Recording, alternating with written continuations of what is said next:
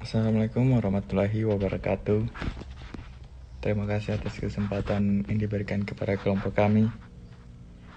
Kami dari kelompok 7 akan mempresentasikan materi dari kelompok kami yang berjudul Advertising atau periklanan. Kelompok kami terdiri dari 6 orang. Yang pertama atas nama Taufik dengan NIM 0652018017. Yang kedua Alif Nur Cahyadi dengan NIM 065202000203. Yang ketiga Taufik Gibran Kadriansyah dengan NIM 065202000104. Yang keempat Akbar Fauzan 06520200000139. Yang kelima M. Akbar Muharam dengan NIM 065202000210. Dan yang terakhir Putra Pamungkas. Untuk bagian pertama dari materi kami akan dibacakan oleh rekan saya yang bernama M. Akbar Muharam. Kepada M. Akbar Muharam saya persilakan. Bagian A. Pengertian advertising. Menurut seorang ahli periklanan asal Amerika, Otto Klepper, istilah advertising berasal dari bahasa Latin yaitu adver, yang berarti mengoperasikan pikiran dan gagasan pada pihak lain. Selanjutnya, Widyatama menambahkan bahwa istilah iklan sering dinamai dengan sebutan yang berbeda-beda. Di Amerika sebagaimana halnya di Inggris disebut dengan advertising, sementara di Prancis disebut dengan reclamer, yang berarti meneriakkan suatu secara berulang-ulang. Di Belanda menyebutkan dengan istilah advertentie. Bangsa-bangsa Latin yang menyebutkan dengan istilah advertere, yang berarti berlari menuju ke depan. Bagian B. Efek iklan. Mengapa iklan diandalkan oleh perusahaan untuk mendongkrak penjualan? Salah satu jawaban dari Renald Casali bahwa iklan merupakan sarana yang efektif menjaga hubungan baik dengan khalayak atau konsumen. Mungkin tidak langsung berdampak pada laba, namun karena sifatnya yang harus diulang-ulang agar tidak terjadi putus hubungan dengan pasar potensial, maka iklan lebih bersifat investasi, yakni investasi yang ditanamkan pada benak konsumen. Casali menyodorkan pendekatan yang dibuat oleh John R. Rochester yang dikenal dengan efek 5 tahap, yakni yang pertama tahap penampilan atau exposure, 2 tahap proses, 3 tahap efek komunikasi, 4 tahap tindakan khalayak sasaran, 5 tahap laba. Bagian C. Jenis-jenis iklan. Berdasarkan sasaran yang dituju oleh sebuah iklan, maka iklan dapat dibagi menjadi 2, yakni iklan nasional dan iklan lokal. Iklan nasional merupakan iklan yang dipasang oleh industri besar berskala nasional, pada umumnya dipasang pada media-media yang memiliki jangkauan luas hingga seluruh Indonesia. Adapun iklan lokal adalah iklan yang dipasang oleh perusahaan tingkat lokal dan dipasang di media jangkauannya yang cukup di tingkat lokal. Berdasarkan spesifikasinya, iklan dapat dibedakan antara iklan primer dan iklan selektif. Iklan primer adalah iklan yang dirancang untuk mendorong permintaan terhadap suatu jenis produk tertentu atau keseluruhan industri.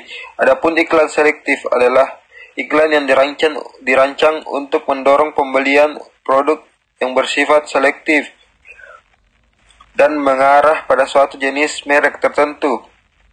Berdasarkan luas atau lamanya durasi, iklan dapat dibagi iklan baris, iklan display. Berdasarkan media yang digunakan, iklan dapat dibagi 2, yaitu media lini, terdiri dari iklan-iklan yang dimuat media cetak, media elektronik, media luar ruang. Media lini bawah terdiri dari seluruh media selain media atas, seperti direct mail, pameran point of sale, display material, kalender, agenda, gantungan kunci atau tanda mata.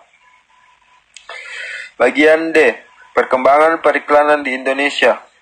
Hasil survei Nielsen mengungkapkan belanja iklan tahun 2017 mencapai 145,5 triliun, tumbuh 8% dari tahun 2016 sebesar 134,8 triliun dalam laporan Nielsen. Helen Katrina, Executive Director Media Bisnis, mengungkapkan dari belanja iklan tahun lalu industri televisi masih menyerap iklan sebesar yakni mencapai 80% dari total advertising expenditure, yakni mencapai 115,8 triliun atau meningkat 12% dari tahun sebelumnya sebesar 103,8 triliun. Sementara belanja iklan melalui koran menempati porsi kedua yakni sebesar 19% dengan nilai belanja 28,5 triliun. Sayangnya belanja media cetak harian ini justru semakin merosot dari tahun 2016 mencapai 29,4 triliun dan pada tahun 2015 menembus 30,8 triliun. Penurunan belanja iklan juga terus terjadi pada majalah dan tabloid yang pada tahun 2017 hanya mereguk 1%, yakni sebesar 1,1 triliun. Angka tersebut juga semakin menipis dibandingkan dengan tahun 2016 sebesar 1,6 triliun. Pada tahun 2015 sebesar 1,9 triliun. Survei melibatkan 15 channel TV nasional, 99 koran, 120 majalah dan tabloid, 204 radio. Survei belanja iklan tersebut merupakan angka kotor dan tidak memperhitungkan promo, bonus, dan lain sebagainya. Sekian dari saya. Assalamualaikum warahmatullahi wabarakatuh. Itulah presentasi dari rekan saya yang bernama M. Akbar Muharam. Untuk bagian selanjutnya, saya persilakan kepada rekan saya yang bernama Akbar Fauzan. Kepada Akbar Fauzan, saya persilakan. Elemen kreatif dalam iklan. Barry Selen 2010 mengemukakan beberapa elemen yang harus dipahami seorang komunikator pemasaran dalam menyusun pesan promosi seperti iklan. Elemen-elemen kreatif tersebut antara lain nama logo,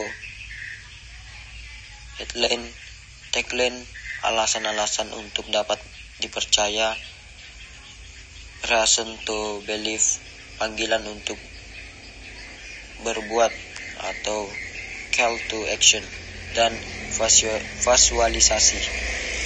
1. Soal nama. Dalam suatu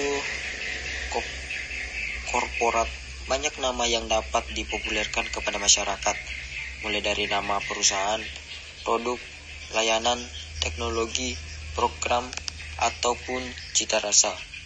Semua itu merupakan elemen-elemen yang bernilai investasi dalam komunikasi pemasaran. Sebagai seorang komunikator pemasaran, kata Celine, Anda harus jeli mempelajari elemen-elemen nama tersebut. Bagian dari nama-nama yang kiranya menjadi prioritas untuk dikenal oleh masyarakat. 2. Tentang logo. Celine 2010 menyebut logo merupakan gambaran ideogram tentang berupa simbol grafis yang digunakan dalam komunikasi visual untuk merepresentasikan sesuatu atau ide, tetapi bukan kata atau frasa tertentu. Untuk benda atau ide, setiap lembaga biasanya memiliki logo yang selalu dilekatkan pada setiap komunikasi, baik dalam iklan di media, iklan visual di TV, iklan outdoor seperti billboard atau mobil, maupun dalam acara tertentu dalam bentuk spanduk, poster, banner, dan sebagainya. Bahkan juga dalam kop surat atau papan nama perusahaan. 3. Tentang headline. Headline merupakan judul dari sebuah iklan.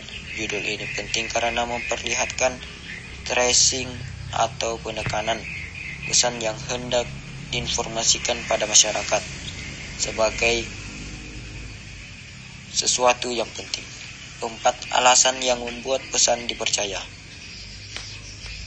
Pesan dalam iklan yang sudah dikreasi sedemikian menarik dan menghibur kerap kali tidak mampu membuat khalayak atau masyarakat percaya. Selalu ada alasan menjadi skeptis. Mengapa? 1. Baru pertama membaca pendengar atau penonton iklan tersebut. 2. Khalayak memiliki trauma masa lalu yang tidak menyenangkan terhadap produk sejenis, sehingga menggeneralisasi semua produk sejenis sama. 3. Khalayak sudah mendapatkan pengetahuan dari pesan iklan, tetapi takut pada risiko. 4. Sebaliknya, banyak juga konsumen yang membeli dengan alasan memperoleh keuntungan, benefit tertentu, misalnya harga lebih murah, fungsinya maksimal, gengsi sosial, tahap lama, dan sebagainya. Karena itu, dalam mengkreasi pesan iklan harus mempertimbangkan faktor tersebut. 5. Visualisasi iklan. Visualisasi merupakan upaya kreator iklan dalam menggambarkan sebuah konsep atau ide dari sesuatu yang merupakan objek iklan. Objek iklan adalah sebuah fakta atau realitas empiris yang membutuhkan interpretasi makna. Objek diabstraksikan menjadi makna-makna tertentu sesuai dengan konsep yang didik Widyaktomo 2015 berhasil memetakan bahwa konsep visualisasi dalam iklan sangat ditentukan oleh situasi pada zamannya. Para kreator film mendapatkan ide abstrak dari objek iklan di samping dari ide internal yang muncul dari kemampuan intelektualnya, juga sangat mempengaruhi oleh situasi pada zamannya. Itulah presentasi dari kelompok kami.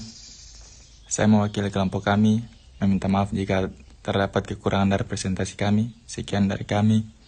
Wassalamualaikum warahmatullahi wabarakatuh.